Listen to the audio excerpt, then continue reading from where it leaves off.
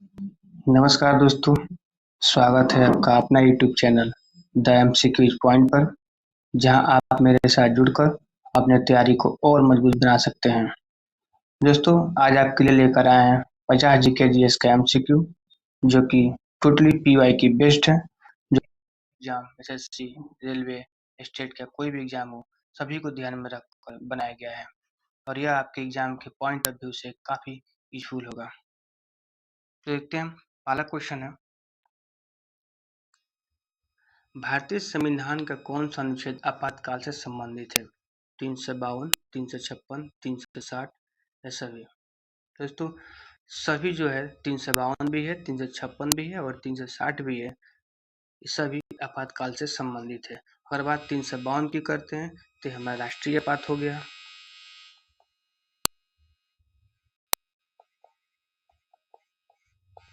ये हमारा राष्ट्रीय आपातकाल हो गया।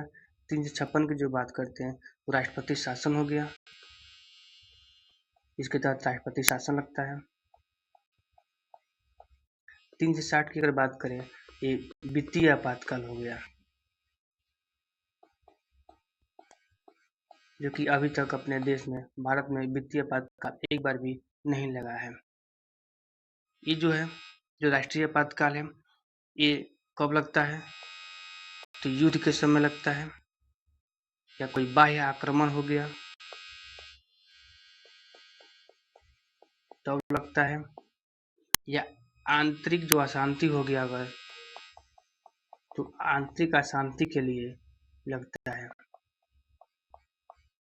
जो आंतरिक अशांति की बात है, तो जो 44वां संविधान संशोधन हुआ था 1978 में, 44वां संविधान संशोधन 1978 में यह अशांति शब्द जोड़ा गया, आंतरिक अशांति शब्द जोड़ा गया 1978 में। इसके पहले क्या था? इसको जो सशस्त्र विद्रोह बोला जाता था, सशस्त्र विद्रोह था। उसके जगह पे 44वां संविधान संशोधन 1978 में आंतरिक अशांति जोड़ दिया गया।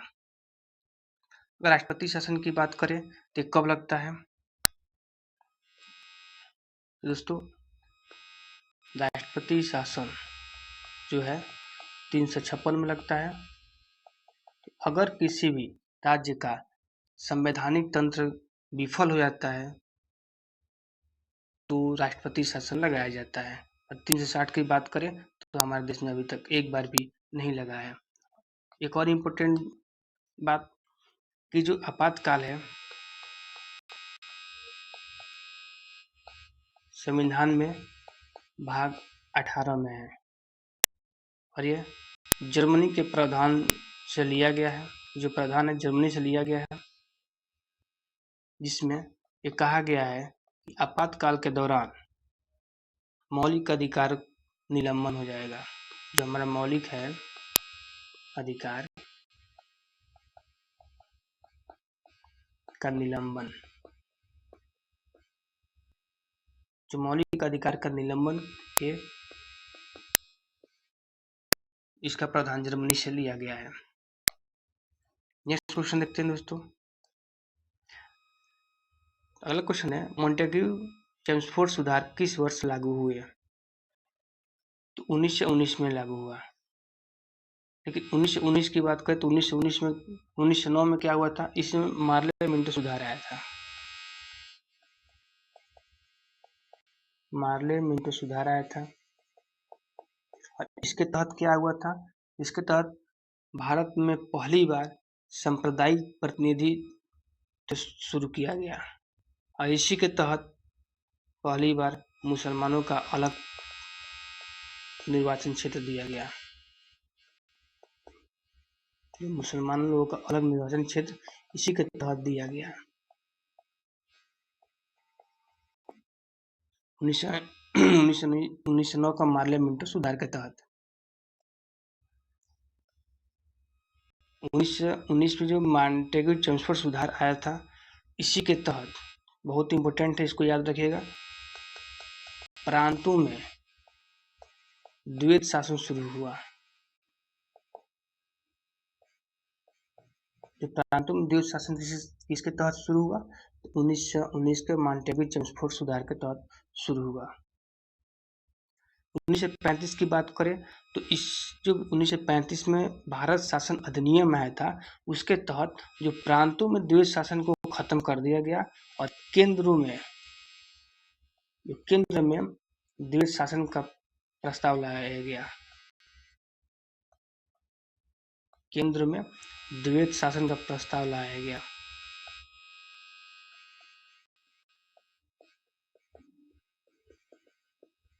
ये बहुत इंपॉर्टेंट है, इसको याद रखिएगा कि 1919 में प्रांतों में द्वैत शासन लाया गया, लेकिन 1935 का जो भारत शासन अधिनियम आया था, उसके तहत जो प्रांतों में द्वैत शासन को खत्म कर केंद्र में द्वैत शासन लाने का प्रस्ताव लाया गया। अगला क्वेश्चन देखते हैं, भारत सरकार अधिनियम 1935 की मुख्य विशेषता क्या थी? तो जो भारत सरकार अधिनियम 1935 की मुख्य विशेषता थी, वो संघीय ढांचा थी। कैसा ढांचा? संघीय ढांचा थी। अभी हम लोग बात की कि 19 में द्वैत शासन प्रांतों में लागू हुआ और 1935 में प्रांतों को खत्म कर 1935 में केंद्र में लागू किया गया। तो वही पूछ रहे कि 1935 के जो अधिनियम आया था, उसका मुख्य विशेषता क्या था? तो संघीय ढांचा लाया गया, यानी केंद्रों में जो द्वैत शासन शुरू किया गया, उसके बारे में बात कर रहा है। यहाँ द्वैत शासन की बात कर रहा है। तो द्वैत शासन में याद रखिएगा कि द्वैत शासन बंगाल में लगा था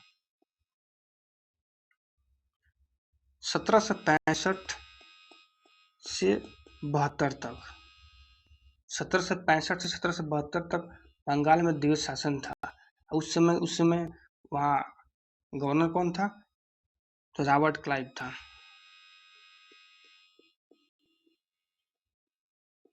रॉबर्ट क्लाइव के द्वारा ही बंगाल में 1765 से 72 के बीच द्वैत शासन लाया गया था। अगला क्वेश्चन देखते हैं, संविधान की मूल संरचना सिद्धांत किस केस से जुड़ा हुआ है? ये केस एग्जाम में बहुत बार रिपीट हुआ है। केशवानंद भारती केस। तो संविधान की जो मूल संरचना है किसके बारे में? केशवानंद भारती। केस कब का है? तो अगर समय की बात करें तो ये हो जाएगा 1973 का। 1973 में केशवानंद भारती केस आया हुआ था। एक और है गोलकनाथ। अगर इसकी समय की बात करें तो 1967 में आया था। ये बहुत इंपॉर्टेंट है, इसको याद रखिएगा। इसके तहत जो आया था उसमें था कि मौलिक अधिकार में संशोधन नहीं किया जा सकता। जो हमारा मौलिक अधिकार था, मौलिक अधिकार में संशोधन नहीं किया जा सकता।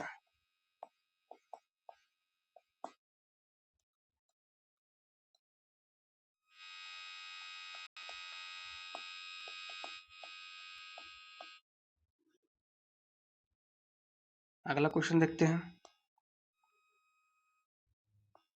द्वैत शासन सबसे पहले कहाँ लागू हुआ? तो द्वैत शासन सबसे पहले प्रांतों में लागू किया गया। वर्नाकुलर प्रेस एक्ट किसने लागू किया था? तो वर्नाकुलर प्रेस एक्ट की बात किया जाए तो लॉर्ड लिटन ने लागू किया था। लागू तो लॉर्ड लिटन ने किया था, लेकिन अगर खत्म करने की बात की जाए कि इसको खत्म किसने किया था, तो रिपन ने खत्म किया था। लॉर्ड रिपन ने लागू किया था, लॉर्ड लिटन ने, जो कि 1878 के लगभग में लागू हुआ था और 1881 के आसपास लॉर्ड रिपन ने इसको खत्म कर दिया था। अगला क्वेश्चन है, इलाहाबाद स्तंभ लेख किसने लिखवाया था? इलाहाबाद स्तंभ लेख की बात करें तो समुद्रगुप्त ने लिखवाया था।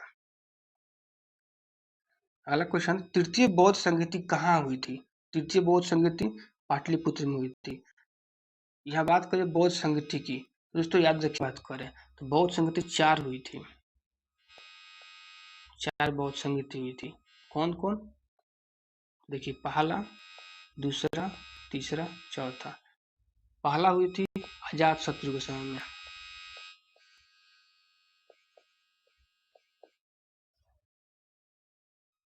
दूसरा वो था काला शोक, उस समय जो शासक था दूसरा जो बौद्ध संगीति के समय, वो काला शोक था। तीसरे की बात करें अशोक। तीसरा जो बौद्ध संगीति हुआ था अशोक के समय हुआ था। चौथा की बात करें तो कनिष्क के समय हुआ था। इसकी जगह की बात करें तो जो पहला बौद्ध संगीति हुआ था अजातशत्रु के समय हुआ था, और इसका जो जगह था राजगृह में हुआ था। पहला जो हुआ था अजातशत्रु के समय राजगृह में हुआ था। दूसरा जो था जो बौद्ध संगीति हुआ था कालाशोक के समय हुआ था, और ये जो वैशाली में हुआ था। तीसरे जो बौद्ध संगीति हुआ था अशोक के समय हुआ था, और ये पाटलिपुत्र में हुआ था। चौथे जो बौद्ध संगीति हुआ था कनिष्क के समय हुआ था, कुंडलग्राम में हुआ था, जो कि कश्मीर में है। कुंडलग्राम कश्मीर में है। अगर इसकी समय की बात करें किस समय हुआ था, तो जो पहला हुआ था वो 483 ईसा पूर्व में हुआ था, इसको ध्यान रखिएगा। अगर दूसरा जो हुआ था 383 ईसा पूर्व में हुआ था। दूसरे की बात करें तो लगभग 250 ईसा पूर्व में हुआ था। चौथे की बात करें तो 98 ईस्वी में हुआ था। ये बहुत इंपॉर्टेंट है, इसको भी ध्यान रखिएगा। क्वेश्चन हमारा पूछ रहा है कि तृतीय बौद्ध संगति कहाँ हुई थी। तृतीय बौद्ध संगति पाटलिपुत्र में हुई थी। अगर शासक पूछे तो अशोक हो जाएगा, समय अगर पूछे तो 250 ईसा पूर्व में हुआ था। अगला क्वेश्चन देखते हैं, अकबर का दीवान कौन था। तो अकबर का दीवान टोडरमल था। अकबर का जो दीवान था वो टोडरमल था। अगला क्वेश्चन, चौरी चौरा कांड के बाद कौन सा आंदोलन वापस लिया गया। तो चौरी चौरा कांड के बाद असहयोग आंदोलन वापस लिया गया।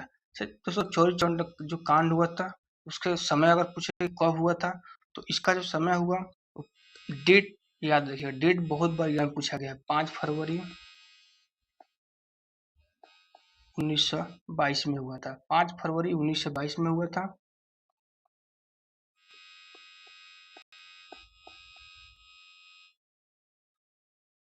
अब आ गया सविनय अवज्ञा आंदोलन। सविनय जो अवज्ञा आंदोलन हुआ था वो कब हुआ था, 1930 में सविनय अवज्ञा आंदोलन हुआ था। असहयोग आंदोलन की बात करें तो 1920 में हुआ था। भारत छोड़ो आंदोलन 1942 में हुआ था, और जो खिलाफत आंदोलन आया था 1919 में हुआ था। समय सबका इम्पोर्टेंट है, इसको याद रखिएगा।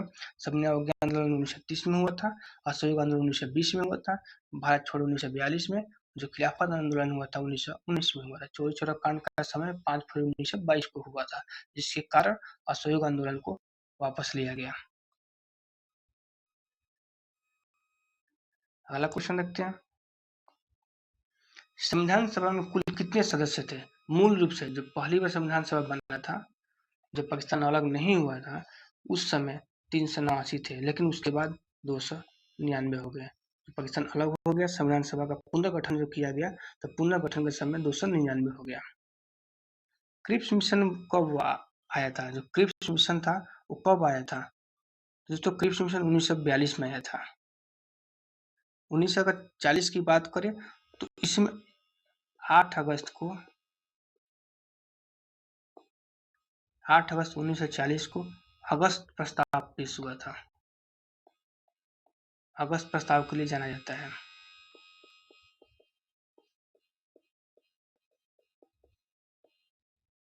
1940 8 अगस्त को 1940 को अगस्त प्रस्ताव के लिए जाना जाता है। 1945 की बात करें तो ये बेबल योजना, इसको याद रखिएगा, बेबल योजना के लिए जाना जाता है।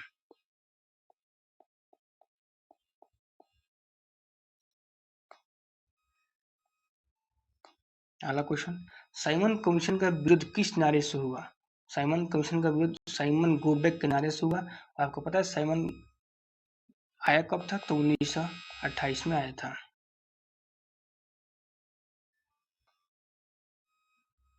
दिल्ली चलो नारा किसने दिया था। दिल्ली चलो नारा सुभाष चंद्र बोस ने दिया था। पूना पैक्ट किनके बीच हुआ। तो पूना पैक्ट जो हुआ गांधी और अम्बेडकर के बीच में हुआ था, 1932 में हुआ था। इसका भी समय याद रखिएगा दोस्तों, 1932 में हुआ था। अगला क्वेश्चन है, एल नीनो का प्रभाव किस पर पड़ता है। तो एल नीनो का जो प्रभाव है वो वर्षा पे भी पड़ेगा, तापमान भी प्रभावित करता है, और दबाव भी प्रभावित करता है। तो आंसर हमारा क्या होगा, सभी। जो एल नीनो होगा सभी को प्रभावित करता है, वर्षा को भी, तापमान को भी, और दबाव को भी। भारत में काली मिट्टी किस फसल के लिए उपयुक्त है। काली मिट्टी है कपास के लिए उपयुक्त मानी जाती है। नेक्स्ट क्वेश्चन, साइलेंट वैली कहाँ है? साइलेंट वैली केरल में है। पृथ्वी की परतों में सबसे मोटी परत कौन सी है? पृथ्वी की अगर परतों की बात करें दोस्तों तो सबसे मोटी मेंटल है। अगर क्रस्ट की बात करें तो लगभग हमारा 35 किलोमीटर, कहीं कहीं अगर पहाड़ी इलाका में 100 किलोमीटर भी दिया रहता है इसकी मोटाई होती है। अगर मेंटल की बात करें तो 2900 किलोमीटर इसकी मोटाई होती है। कोर की अगर बात करें तो 6371,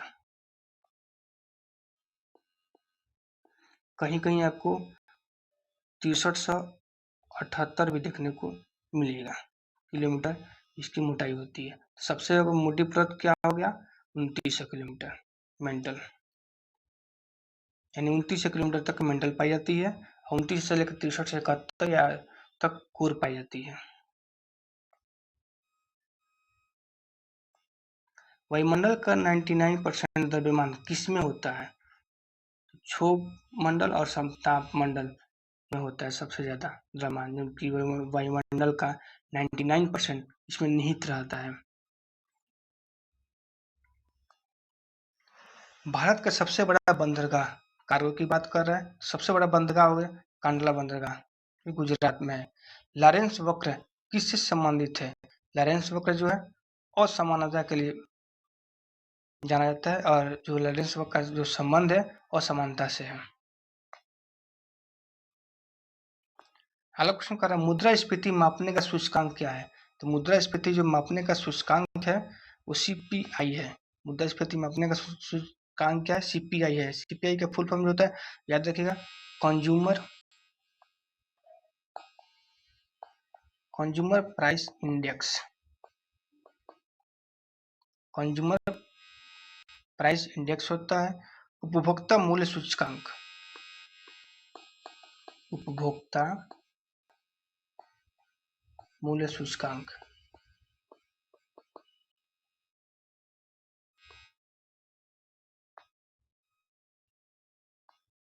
भारत में गरीबी रेखा किस आधार पर मापी जाती है? यानी कि जो गरीबी रेखा है इसका आधार क्या है? तो उपभोग है। नर्मदा नदी कहाँ गिरती है? तो नर्मदा नदी अरब सागर में गिरती है। लेकिन अगर बात करूँ उसका उद्गम, तो नर्मदा नदी का उद्गम अमरकंटक को माना जाता है। अमरकंटक कहाँ है? एमपी में है।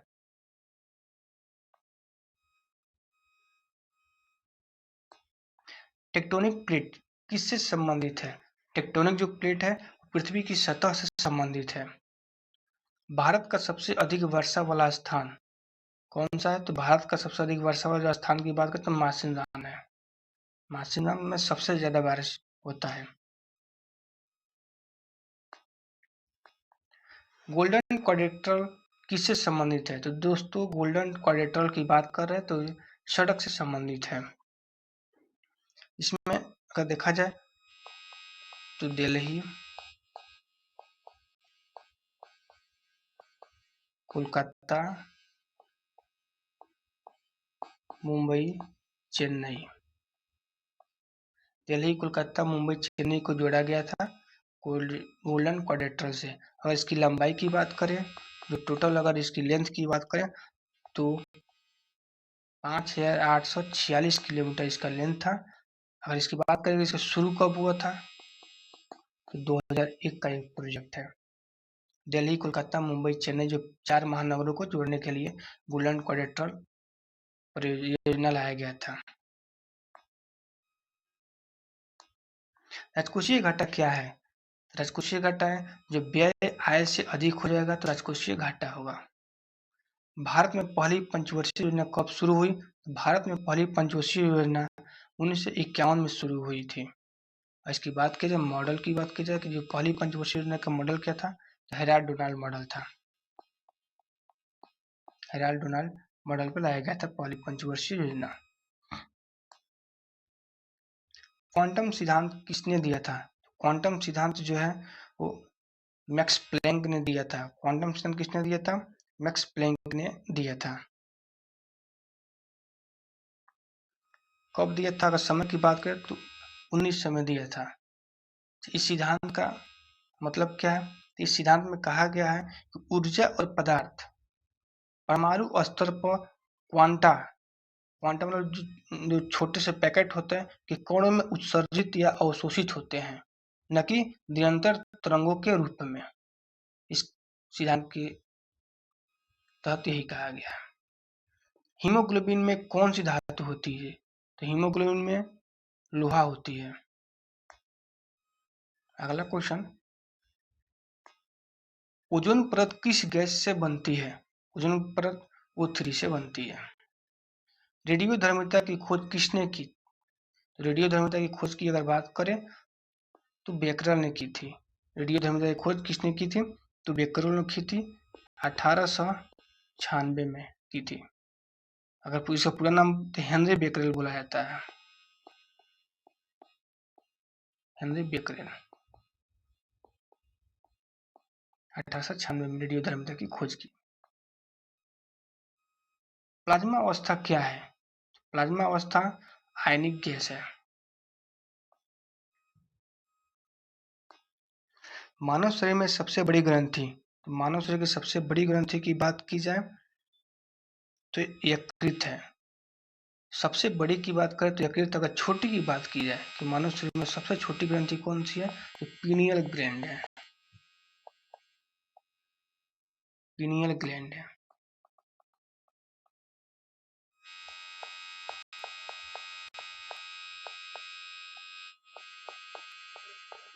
पाया कहाँ जाता है? तो पीनियल ग्लैंड हमारे मस्तिष्क में पाया जाता है।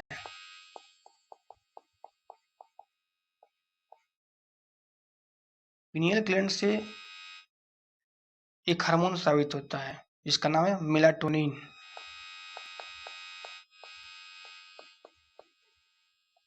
इससे मेलाटोनिन नामक हार्मोन साबित होता है जो कि हमारी नींद और जागने को नियंत्रित करता है। कौन?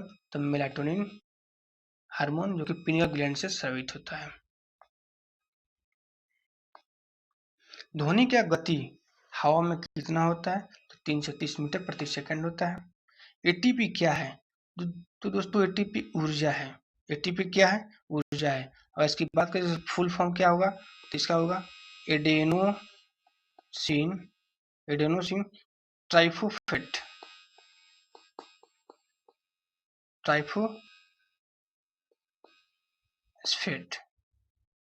एक ऊर्जा है। सबसे छोटा कण, रसायन में सबसे छोटा कण की बात करें तो परमाणु रसायन में सबसे छोटा कण है। मानव हृदय में कितने कक्ष होते हैं? तो मानव हृदय में 4 कक्ष होते हैं। एक कौन कौन होता है? दाया आलिंद, बाया आलिंद,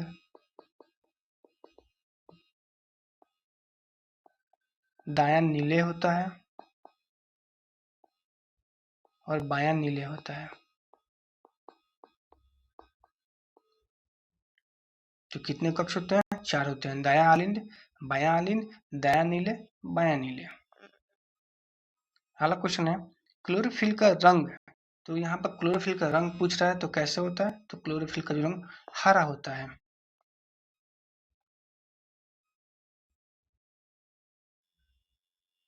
न्यूटन का तीसरा नियम, न्यूटन का तीसरा नियम क्या है? तो न्यूटन का जो तीसरा नियम है क्रिया प्रतिक्रिया के बारे में बताता है। इंसुलिन किसे नियंत्रित करता है? तो दोस्तों इंसुलिन जो है वो शुगर को नियंत्रित करता है। इंसुलिन किसको नियंत्रित करता है? शुगर को नियंत्रित करता है, जो कि हमारे अग्न्याशय से जो बीटा कोशिका होती है उसे स्रावित होता है। कौन? इंसुलिन। अग्न्याशय के बीटा कोशिका से इंसुलिन स्रावित होता है। अगर इसका बात की जाए अल्फा कोशिका से तो अल्फा से ग्लाइकोगेन स्रावित होता है।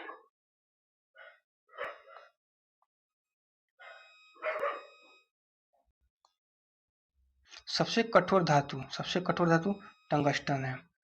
मानव शरीर में पानी का परसेंटेज पूछ रहे कि मानव शरीर में कितने पानी का परसेंटेज है, तो 60% है। मानव शरीर में पानी परसेंटेज 60 है। नोबेल पुरस्कार किसने शुरू किया? नोबेल पुरस्कार अल्फ्रेड नोबेल ने शुरू किया था। कब शुरू किया था? 1901 में शुरू किया था। ओलंपिक खेल कितने वर्षों में होता है? तो ओलंपिक खेल जो है 4 वर्षों में होता है। ओलंपिक खेल कितने वर्षों में होता है? तो 4 वर्षों में ओलंपिक खेल होता है। अगला, भारत का राष्ट्रीय वृक्ष क्या है? तो बरगद है। भारत का राष्ट्रीय वृक्ष बरगद है। सबसे बड़ा द्वीप, सबसे बड़ा द्वीप की बात कर रहे हैं, ग्रीनलैंड हो जाएगा। भारत का राष्ट्रीय गीत है, तो जो भारत का राष्ट्रीय गीत वंदे मातरम। यहाँ पे दोस्तों एक बात याद रखिएगा कि जो भारत का राष्ट्रीय गीत हो गया वंदे मातरम, राष्ट्रीय गान हो गया, इन दोनों को अपनाया कब था? हमारे संविधान सभा द्वारा।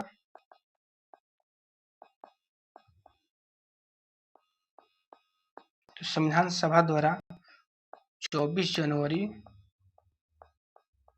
1950 को अपनाया गया था राष्ट्रीय गीत और राष्ट्रीय गान दोनों।